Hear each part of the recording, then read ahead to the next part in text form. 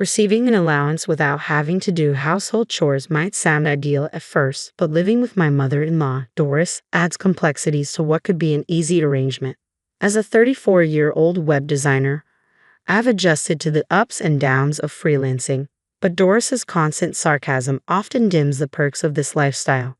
My husband, Bobby, and I face various challenges living with her, mostly because of our differing views on work and home responsibilities. After getting married, I transitioned from a corporate job to freelancing, a change that was well received by my former employer and myself. It's allowed me to maintain a steady stream of projects with familiar clients, freed me from daily commutes, and given me more time to focus on our home.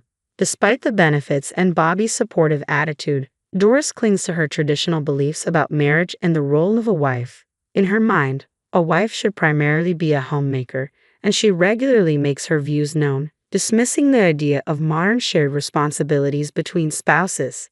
To Doris, my freelance work seems insignificant, and she believes it doesn't contribute meaningfully to the household finances. I try my best to balance my web design projects with household chores when I have free time.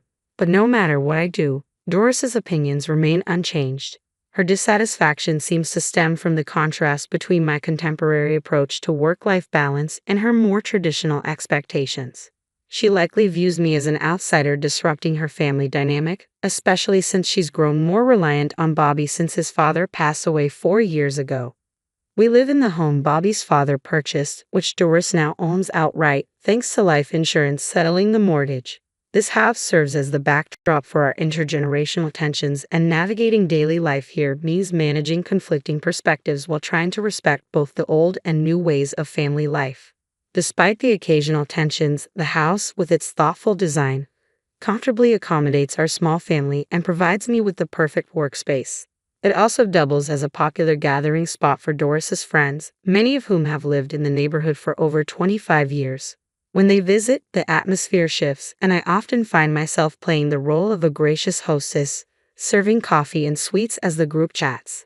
Inevitably, their conversations drift toward sharing grievances about their daughters-in-law, a recurring topic of discussion. I sometimes find myself chuckling as Doris and her friends swap stories about their daughters-in-law. One tale that always gets a reaction is about a daughter-in-law who frequently flees to her parents' home after minor disagreements, sometimes staying away for nearly half the year. They label her as financially reckless, shaking their heads as they recount how her behavior has left their sons bewildered and even brought debt collectors to their doors. These discussions, which often take place near my workspace, sometimes turn into a sort of informal competition, each woman trying to outdo the others with stories of their troublesome daughters-in-law. Praises for daughters-in-law are rare in these sessions. However, on the rare occasion that one is commended for efficiently managing the household while holding down a job, Doris's reaction is always the same: sour. She dismisses such efforts with a casual wave of her hand, reducing my own freelance work to nothing more than a side gig. Even as the room fills with laughter, the blend of humor and critique reveals a lot about the generational divide in values and expectations surrounding family roles. These moments make it clear just how challenging it can be to reconcile traditional views with modern family dynamics. Amid the lively discussions and laughter that echo through our living room when Doris hosts her friends, my job often becomes the subject of scrutiny. Doris loudly questions the value of my work, openly wondering how much I actually make. This shift in the conversation inevitably leads to a discussion of the spending habits of daughters-in-law, with sharp contrasts drawn between their spending and the old-fashioned belief that the husband's income should be the family's primary support. The room always bursts into laughter, finding humor in the seemingly outdated nature of such expectations, even as these beliefs still linger in the background. I often feel overwhelmed by the repetitive stories and outdated views expressed during Doris's gatherings. To cope, I slip on my headphones and try to drown out the constant undercurrent of belittlement aimed at modern daughters-in-law, myself included. One evening at a family dinner, when Bobby suggested buying a new car, Doris immediately questioned why he needed my approval for such a decision.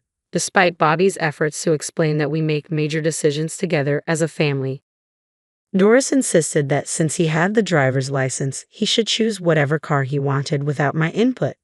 Caught in this tug-of-war, I tactfully deferred the decision back to him, a moment that perfectly encapsulated the complex dynamics at play in our household. Bobby, raised to value mutual decision-making, consistently seeks both my and his mother's input on major choices. Meanwhile, Doris, shaped by her late husband's more patriarchal approach, clings to the belief that such independence is normal. Every time Bobby asks for my opinion, it irritates her, leading to accusations that I'm too controlling. This recurring theme in our interactions reveals the tension between traditional and contemporary values in our family life, highlighting the difficulty of balancing respect for the past with the realities of a modern partnership. Struggling to respond to Doris's criticisms, I've come to recognize that I do tend to express my concerns rather than make decisions unilaterally. But my dismay grew when, during a recent argument, Bobby sided with his mother, blaming my vocal nature for his habit of consulting me before making any decisions.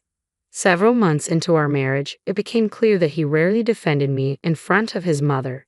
Even in private, his apologies and assurances that he prioritized our relationship started to feel hollow. This realization deepened with the car buying incident, which casts a long shadow over our relationship. Bobby, who had initially seemed considerate, ultimately failed to support me in front of his mother, raising serious doubts about our future together. I began wishing he wouldn't mistake his indecisiveness for kindness and hoped Doris would be more direct in her communication. A month later, Bobby's new car finally arrived. He and Doris were thrilled, inviting me for a celebratory drive. But the mood quickly shifted when the cost of the car was revealed, a staggering $300,000. This impulsive purchase, made without any real discussion, felt like the final straw in an already strained dynamic. I confronted my husband about the financial implications of such an extravagant purchase, but he brushed me off with dismissive responses, casually suggesting that we could just take out a loan.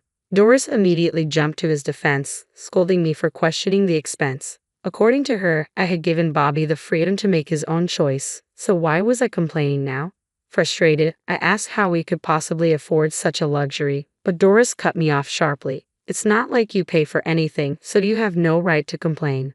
Feeling utterly unheard and marginalized in decisions that directly affected our shared life, I was left grappling with a sense of isolation in my own home. It became clear that my input was undervalued and that financial decisions were being made with little regard for joint consultation or responsibility. As I tried to assert my contributions to the household through my freelance work, Doris's reaction was unusually harsh. She scoffed at my efforts, dismissing my income as a little side job that couldn't compare to Bobby's substantial salary of over $130,000 a year. Her disdain was palpable, and just as I was about to defend myself, I noticed my husband had silently withdrawn from the confrontation, leaving me alone to face his mother's harsh words. After enduring this kind of treatment for too long, I finally reached my breaking point when Doris snapped, "A daughter-in-law, like you should just get out." Her words hit me like a slap in the face, not just an insult but a total dismissal of everything I had tolerated. Angered and deeply disappointed by Bobby's indifference, I turned to him and blamed him for the escalating conflict, knowing it stemmed from his chronic inability to stand up for me. Fed up, I said firmly, "Understood. Then I will leave." I walked to my workspace, gathered my computer and essentials, and prepared to leave. As I crossed the threshold, I informed Doris that I would return later to collect the rest of my belongings. Her angry gaze followed me, and just as I stepped out the door, she shouted after me, "When you step into this house again, it will be to sign the divorce papers." Her abrasive words echoed behind me, something I had never expected to hear, and they stunned me into silence. I sought refuge at my parents' house, shaken and unsure of what to do next. The moment my mother saw me, she knew something was wrong. She asked gently, "What happened?" Struggling to articulate the full weight of the events, I stood there, lost for words, feeling the heaviness of everything I had just walked away from. I shared my regrets with my parents, expressing how much my husband had changed from the man who once cherished me deeply. Talking through the situation brought some relief, and with no children complicating matters, my mother gently suggested I consider divorce sooner rather than later, especially since I was financially independent.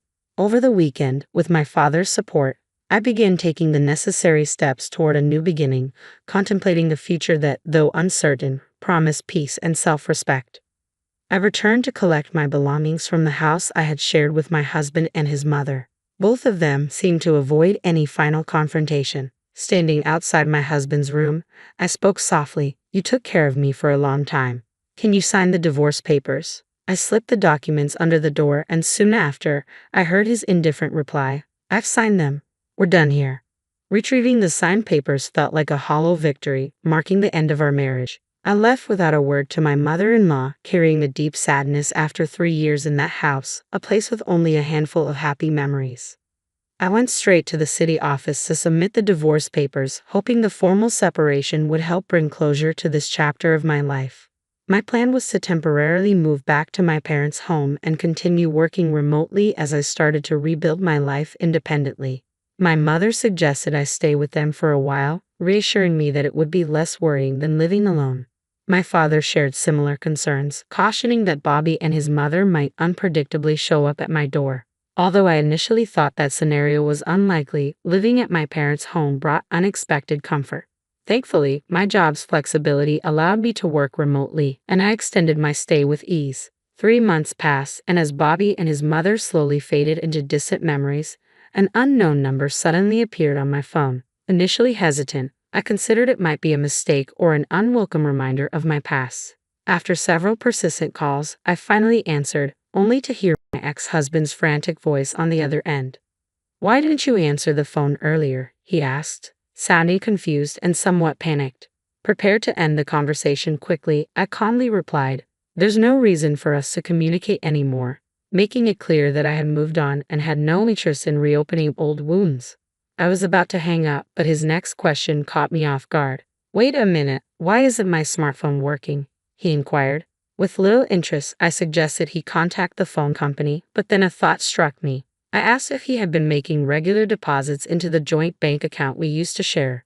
Previously, we both contributed to this account, my steady salary along with his more variable income from selling health products, which was often insufficient due to its performance-based nature. Normally, I topped up the account at the end of each month, but for the last 4 months, only his contributions had been made. It dawned on me that I had left in the middle of the month, and the payments for the new car loan might have already begun. My ex-husband fell silent as the realization hit him. Calmly, I stated, "I've been managing our household expenses with my income until now. From this point forward, you'll need to take care of your own living expenses." Internally, I wanted to tell him, "You reap what you sow," but I held back and quietly ended the call. Reflecting on the situation, I realized that my ex-husband had never fully disclosed his actual earnings to his mother. She seemed unaware that our household had been primarily supported by my salary after we got married. Perhaps he was too embarrassed to admit that his wife was the main earner. It was clear that basic utilities like electricity and water shouldn't be disrupted so easily, which pointed to a deeper issue of financial mismanagement and lack of transparency. One of the many problems that had plagued our relationship. The fact that his mobile service was the first luxury to go was telling. One holiday morning, the house intercom buzzed insistently, signaling an issue at the door. My father responded sternly to the visitor, "We don't want to be involved with you anymore. Please leave." Sensing the gravity of the situation, I hurried to the entrance alongside my mother. Through the intercom we heard the familiar voice of my former mother-in-law, pleading for a moment to talk. As I faced her just as my father had predicted, anger was evident on her face. She immediately launched into accusations, blaming me for not making the usual monthly deposits, which she claimed had led to their utilities being cut off. We were all taken aback, unsure of what she meant. My ex-husband attempted to step in, saying, "Mom, stop it. Doris is no longer involved with us." But his mother brushed him aside, continuing her tirade. "Bobby earns $7,500 a month. How could this happen?" she exclaimed. Her fury revealed the depth of their financial disarray, and in that moment, it became clear just how much they had relied on me, both emotionally and financially. I responded quietly, correcting her. The $7,500 was my income, not Bobby's. Shocked by this revelation, she turned to my ex-husband, who reluctantly admitted that his actual take-home pay was far less. My former mother-in-law looked at me in astonishment, unable to comprehend the truth. I explained that my income came from a steady job, not just an allowance. She then turned to Bobby and asked again about his earnings. He sheepishly confirmed what I had said, his own contributions amounting to about $1,500 monthly. After a moment of stunned silence, she made an astonishing proposal. "Doris, how about coming back? It seemed ludicrous that she would ask me to return after insisting I leave in the first place. I refused firmly, making it clear there was no going back to the way things were. We're already divorced, I stated bluntly, and this is no longer my concern. Despite my clear refusal, she persisted, insisting that everything could be resolved if I'd just reconciled with Bobby. My father, growing increasingly impatient, spoke in a forceful tone. "Leave now," he demanded, "or I'll call the police." They left in a hurry, almost stumbling as they exited, my father sternly warning them never to set foot in our home again. Reflecting on the encounter, my mother was visibly furious, but my father's indignation was even more pronounced. I felt a deep sense of relief that we had finally severed ties with such unreasonable people. As time went on, I learned through a mutual acquaintance of Bobby's that his hardships had only deepened. He was forced to give up his parents' house and the land, moving into a modest apartment with his mother. The new car, which was rarely used, had been sold off to settle the remaining loan. Even after clearing his debts, Bobby continued down a path of financial irresponsibility, squandering what little he had left on gambling. Eventually, his whereabouts became unknown. Meanwhile, my former mother-in-law was diagnosed with dementia and now resides in a nursing home. On a brighter note, my career is thriving, and I am living independently. Recently, I started dating a colleague who is well aware of my past marriage. Unlike Bobby, he is dedicated to his job, financially responsible, and doesn't depend on his spouse for income or engage in reckless spending. While we haven't explicitly discussed marriage, I feel confident about our future together, sensing a genuine potential in our relationship that I never experienced before.